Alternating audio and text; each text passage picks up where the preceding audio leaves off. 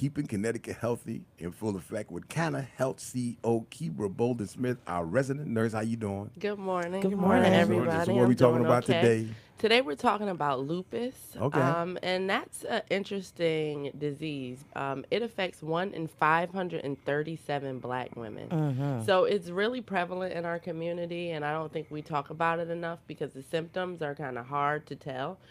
They can seem like other ailments, and so I just wanted to talk a little bit about it. Lupus is a systematic autoimmune disease where the body attacks its own tissues and organs, and so it causes inflammation throughout the body, and it affects your joints, your skin, your kidney, your blood cells, brain, heart, and lungs. Jeez. And again, it can be really hard to diagnose because the symptoms can be really like so many other things. But some of the main symptoms are fatigue, fever, joint pain, stiffness, and swelling. Some people, usually non people of color, get a butterfly rash like right around their cheeks. So you'll see like a little redness that appears, skin lesions throughout the body. Photosensitivity, so they're really sensitive to light. Fingers and toes that turn white or blue because of poor circulation, shortness of breath, chest pain, dry eyes, headaches, and confusion.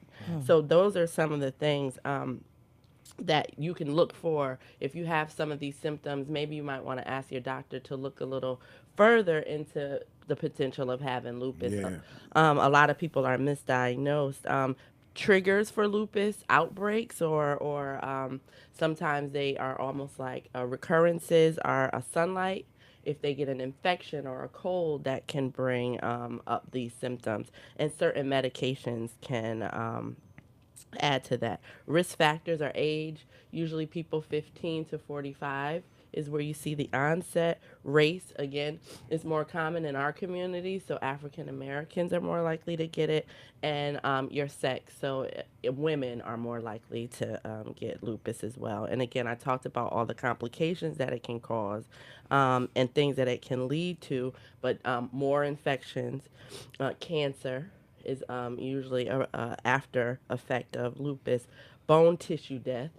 So that, you need your bones to do everything, and if someone's pregnant, it can cause complications to pregnancy.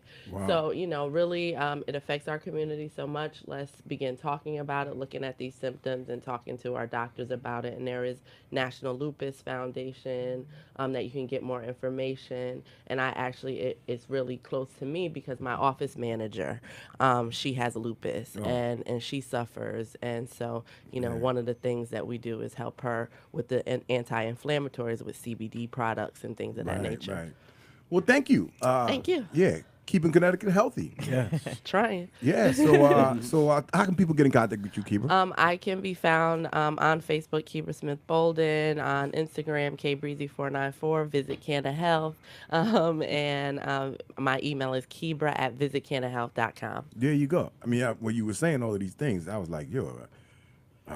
I'm getting old, and I got everything. I hope I ain't got no lupus. It rarely affects men, so I think you're good. But I got all the things she was saying, like, oh my God. I started, Oh, wow. Yeah, I mean, looking around. Yeah, I'm trying to tell you. I better go get tested, man. It's And crazy. I just wanted to send a special shout out to a good friend of ours from the station, Jessica Roman, who's listening down at the courthouse.